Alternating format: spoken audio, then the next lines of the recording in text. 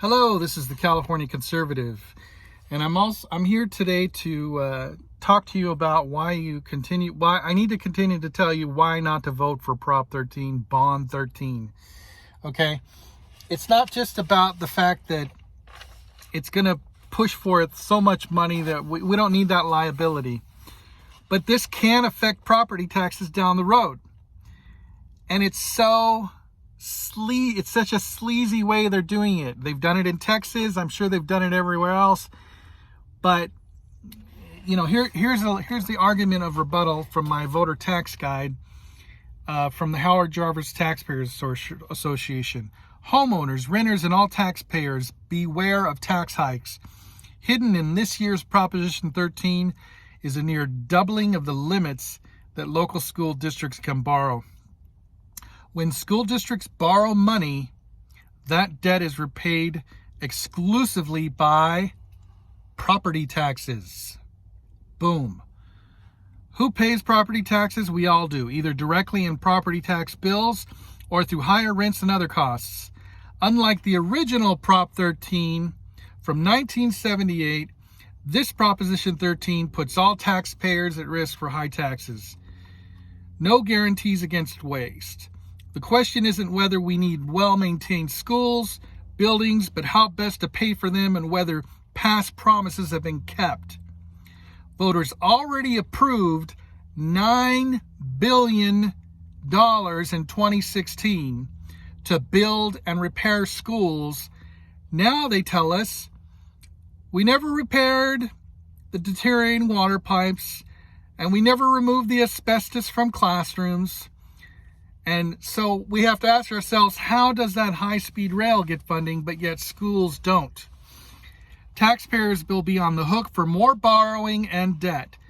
Borrowing $15 billion for school construction and repairs makes no sense when California has a budget of $22 billion. What's worse is that the 80% estimated interest cost means we're actually on the hook for $27 billion. Instead, let's spend the money we have directly in the classroom to address declining test scores and high dropout rates. Don't let Sacramento's misplaced priorities and irresponsible borrowing put California deeper in debt and lead to local higher taxes. Vote no on Proposition 13, Bond 13. So, there you have it. This bond is nearly doubling the limits that school districts can borrow. We already borrowed $9 billion. We already passed a $9 billion bond in 2016. Are they repairing anything? No. Okay? They've already got these mailers they're sending out here. This is one here for... It says this is backwards here, but continuing the Republican Revolution. It's got a little picture of Ronald Reagan here, and it says, President Ronald Reagan will be remembered for generations. His ideals of limited government, lower taxes, personal freedoms are as important today as they were during his lifetime. God bless him and God bless America. This is such a crock. This is so deceiving.